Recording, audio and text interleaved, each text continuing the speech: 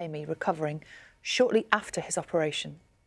Bit cold or not? They were warm. No, they're warm. Yeah. They're warm. Yeah, Isn't that a wonderful gift you've been given? Yeah. I remember the time when I was holding a hand that wasn't going to make it, if you remember. It's funny to hold your hands I know, again. it's crazy, isn't it? Yeah.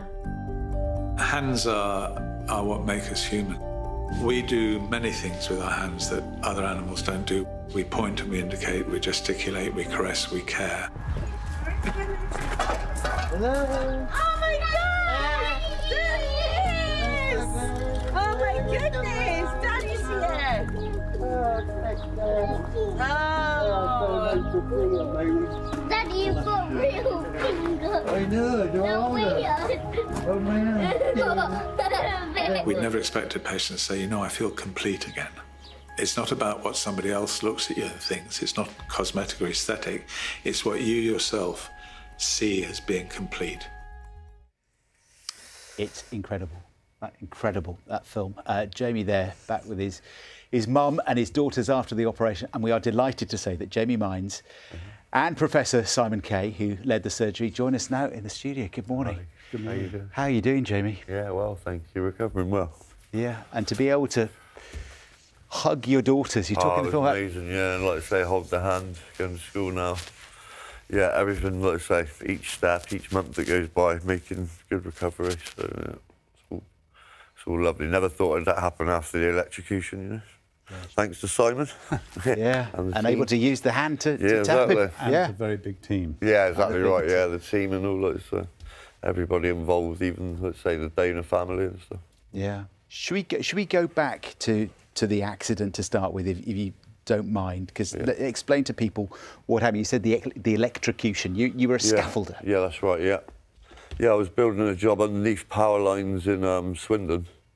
And the job was pretty much complete, the frame and all sorts, so just putting the tin sheets to finish the roof, and say the 33,000 volt electricity got to the tin sheets and fried me inside out, it felt like at the time, but I'm surprised to be here. So, yeah.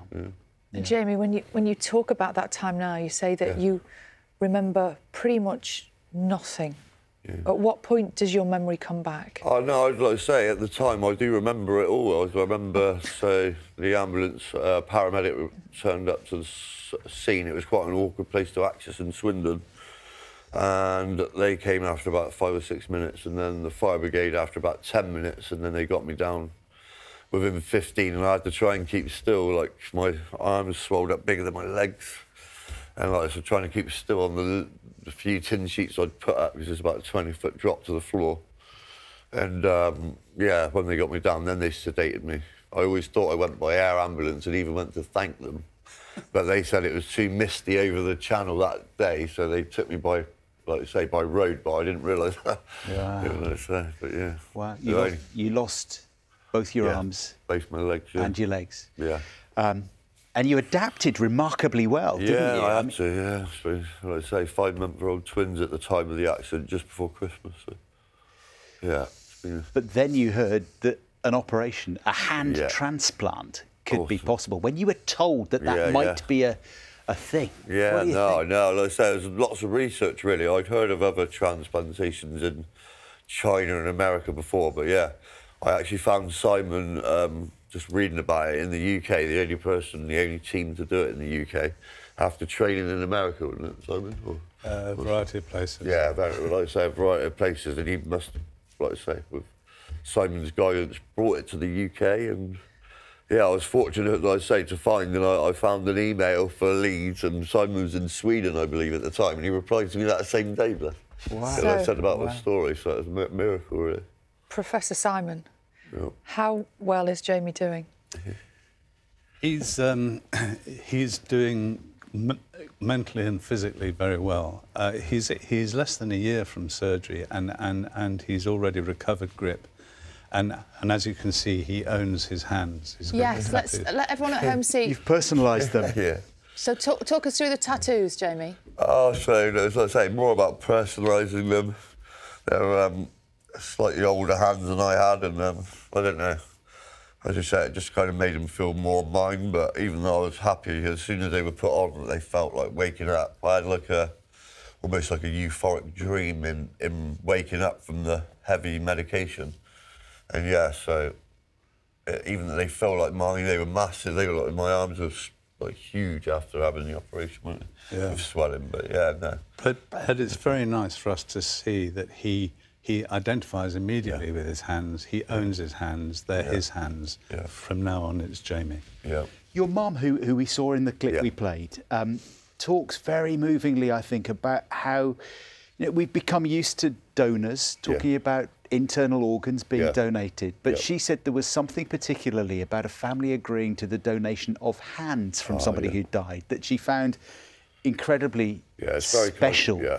Well, considering this, like you say, being a full donor, and people don't really realise that it's all internal organs, and I believe that you have to opt out now, which is a great thing, but the external limbs, you imagine if your son, your father, your daughter, your mother is going to, like you say, have their life support machine turned off, and then you've got to ask that question about external limbs. It's difficult then, isn't it? But if you know about it before, I think, like you say, in my personal opinion, if people know about it and the awareness is there, that they might think, oh, actually, what a gift to give somebody, rather than asking when you're just about to grieve for your family member. Because there's a missing element in this story at the moment, isn't there, Simon, which is the family who agreed to the donation. That's an incredible gift. There are two missing elements. There's the family, which it is an enormously courageous, brave and generous thing to do, to give limbs. And there's the remarkable team of nurses, the SNOD nurses they're called, who specialist nurses in organ donation, who have to go to a family at their maximum point of bereavement and say, would you consider not just solid organ transplants like liver and kidney, but would you consider limb transplants? Because it's as life-transforming as a solid organ transplant. It's a very important donation. And to see you using your hands, I shook your hand as you came in this morning. Definitely. I mean, do they feel like your hands now? Yeah, they do. Yeah, they do. Like I say, I find myself stroking my head, and I do my head, and like I say, wash well, and can reach stuff. Even went to Tenerife for the school half term, and my daughters and swam, so it's great. Yeah. And what do the girls make of it? No, they love it, yeah. Like I say, as soon as I had them done, or as soon as I was out of cast and could hold my hands down low, I'd hold their hands. Oh. So they'd walk to school, so they think it's great. But they always keep saying, Daddy, when are your hands going to work so you can do this for me? They're getting better all the time? Yeah. Like I say, I go to quarterly reviews every 3 months to Leeds, and my grip strength improves every time, so it's nice to see, because I don't really notice the daily progress, even though I do daily physiotherapy. And so it's really nice, refreshing to know that they are improving greatly, even though I don't notice it so much. Each 3 months in Leeds. I'm going up tomorrow, actually, for another appointment. It's a good job you sent that email, isn't it? Yeah, I know. Well, man, though, like I say, it's for him to reply this, like I say, the same day in Sweden on a different conference. I got to, like I say, thank him for my future, and like I say, for my happiness. My self-esteem's improved so much since he's done. So. Oh, what a story! That's great. So good to meet you both. Thank you so much indeed. Yeah. And you can follow the whole story, the whole operation.